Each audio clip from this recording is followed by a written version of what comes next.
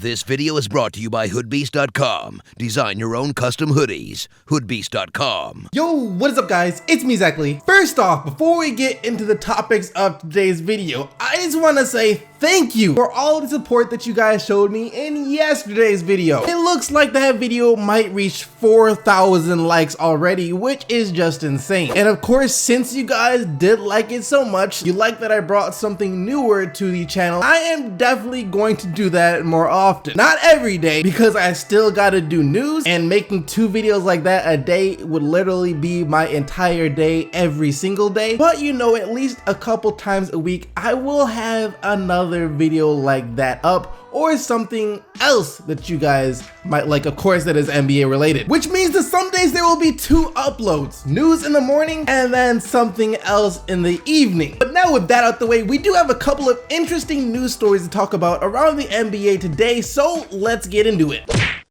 Don't do this to me. I don't know if I can take this. As a Pistons fan, I have never been more terrified but excited at the same exact time. I can't wait to see if it's just my eyes deceiving me or if this is actually a legit thing. So in case you're new to the NBA scene, there has been a revelation going on. I think that's the right word, but a revelation, or whatever you want to call it, going on amongst NBA centers this summer. Not even just this summer, it's been dating back for a few years now. The NBA center is starting to learn how to shoot from distance, stepping outside the paint, getting away from that low post game. Big men used to spend their entire career in the post. If you could dominate in the post, you're one of the most dominant players in the NBA. However, now in today's NBA, if you are a big man and you can't space the floor, and you're not one of the athletic big men, you're not Andre Drummond, Hassan Whiteside, DeAndre Jordan, or Dwight Howard, or you're not a defensive ace like Rudy Gobert, you're gonna have a very hard time finding minutes in today's NBA. A perfect example of this would be Jahlil Okafor. He is probably one of the most telling stories of how the NBA has evolved so rapidly. 5 or 6 years ago, you put Jahlil Okafor in the NBA and he'd be considered one of the best young players in the league simply because of his polished post game. Coming out of the draft, he was supposed to be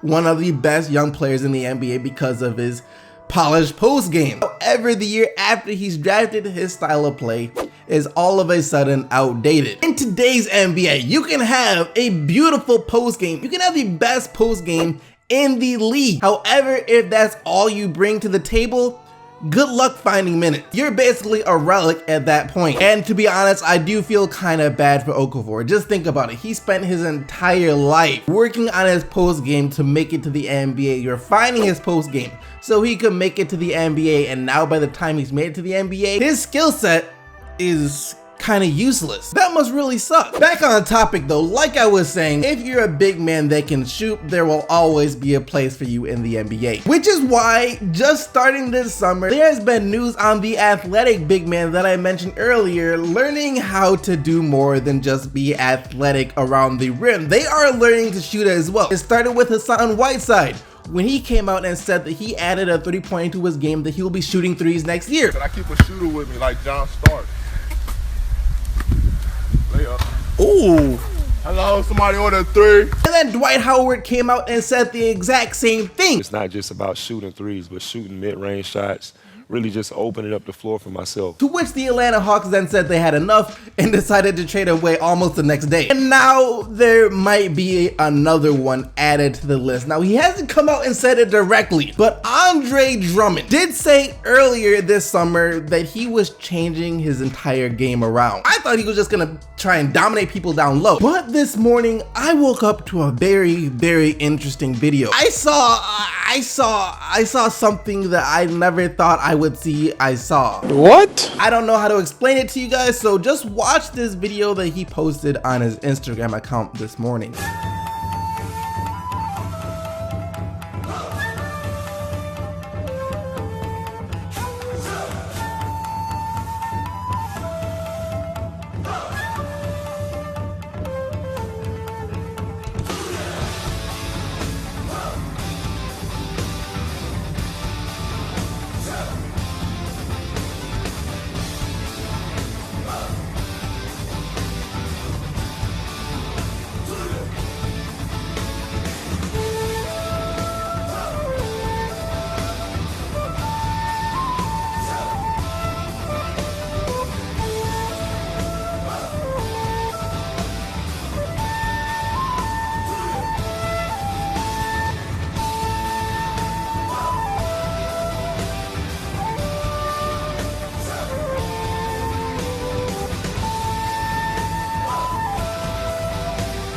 Can you run those 2 plays for me back real quick? You know which ones I'm talking about.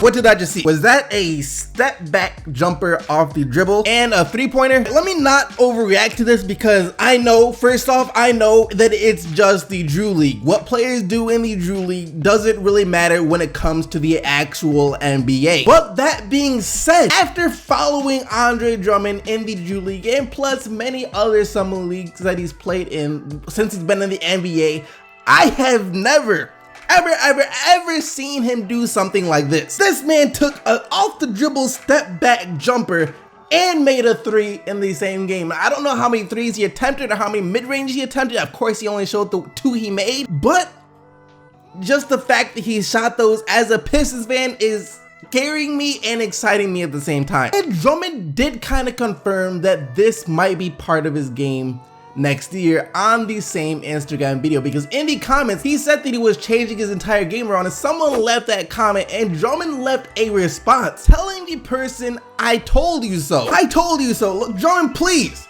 I beg of you, if you are by some miracle watching this video, I just want to say that I got nothing but love for you. I got nothing but love and respect for anyone that puts on this jersey right here. If you can somehow shoot 3s next year, I will be over the moon. But I beg of you, please do not let me see you go to the free throw line and continue to shoot 30% from the free throw line, but you're attempting 3s at the same time. That won't make any sense. Moving on though, a new team has emerged in the Carmelo Anthony race. Well, kinda. And it is a team where I was always, low-key, I had always been wondering why they hadn't been in this race earlier. They really don't have much to lose. The Portland Trail Blazers. Before you get your hopes up, Blazers fans, let me just start by saying this. Right now, all the Blazers are doing is hoping that Carmelo Anthony would consider waiving his no trade clause to come play for them, because he still gets to determine if a trade goes through or not. And of course, he's already said that the only 2 teams he's thinking about waiving for so far would be the Houston Rockets and Cleveland Cavaliers. The Portland Trail Blazers aren't the Houston Rockets or the Cleveland Cavaliers, but things are getting kind of murky for those 2 teams when it comes to trading for Carmelo Anthony. Now, I personally think the Houston Rockets will still find a way to get Melo, but a report came out a couple days ago that said that the Knicks had cut off contact with those 2 teams temporarily in terms of a Carmelo Anthony trade. I just think the Knicks are giving them the silent treatment right now. The Knicks wanted something from the Rockets that the Rockets weren't willing to give up, so they're like, you know what, you're not giving him up, we're not giving Melo up. We will both take this L real quick. So I think that's what's going on between those 2 teams, and like I said, I still do think they will come to some sort of agreement, but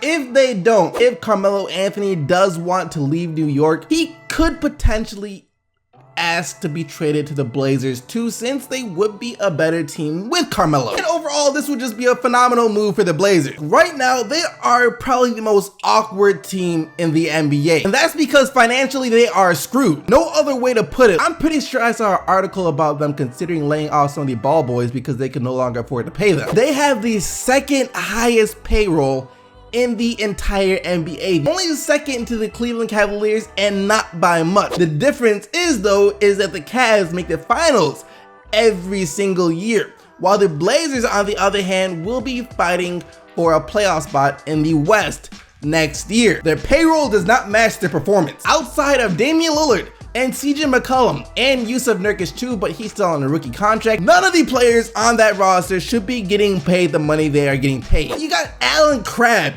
making $20 million a year. If you're making $20 million a year and your main thing is that you shoot, you had better be giving me at least 20 points per game. You got Evan Turner getting paid $17 million a year. Evan Turner is at best a discounted half off, save 75% on the dollar version of Andre Iguodala, and Andre Iguodala isn't even making $17 million a year. And the Portland Trail Blazers screwed themselves by giving top dollar to average at best NBA players. But SDC, if their contract situation is so bad, why would they want Melo? Isn't he owed a lot of money too? He has a big contract, that wouldn't help them whatsoever. That's exactly the point. The Blazers, in order to make the cap work in a possible Melo trade, would have to give up some of these overpaid players since they can't afford to have just absorbed anyone's contract. So while they might not be saving money or anything like that, they will be able to get rid of a high paid player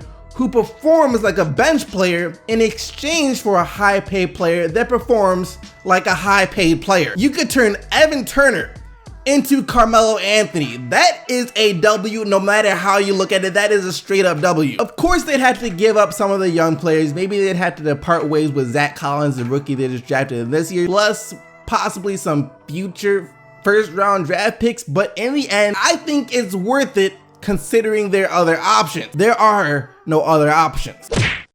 And that's going to lead us to the question of the day. How do you guys feel about a possible Melo to Blazers trade? Do you think it will work out or not? Let me know down in the comment section below. But now let's take a look at what you guys said in yesterday's video. And yesterday was the video behind the whole story behind one of the clutchest shots in NBA history, when a subscriber was begging me for months to do a video on his hero, Ray Allen. And after that, I asked you guys if there was an NBA player that you looked up to, and here is what you said. I look up to Vince Carter. He is such a good person and one of the hardest workers in the NBA today, and he just inspires me to always work hard. That is fact. The guy I look up to is Kawhi Leonard because he's humble, never complains to the refs or the role he gets. He ain't got no Twitter or Insta. He gives a crap about the money or the fame. Lost his dad at a young age and also does the things that no one wants to do. It will be Kwame Brown. He reminded me to never be a bust. For me, mine was definitely Tracy McGrady growing up. And the reason is kind of crazy. He always looked like he was tired. I always look like I'm tired. So I was like, that's a guy I can relate to right there. Don't forget to leave your answer for today's question of the day down in the comment section below. But other than that,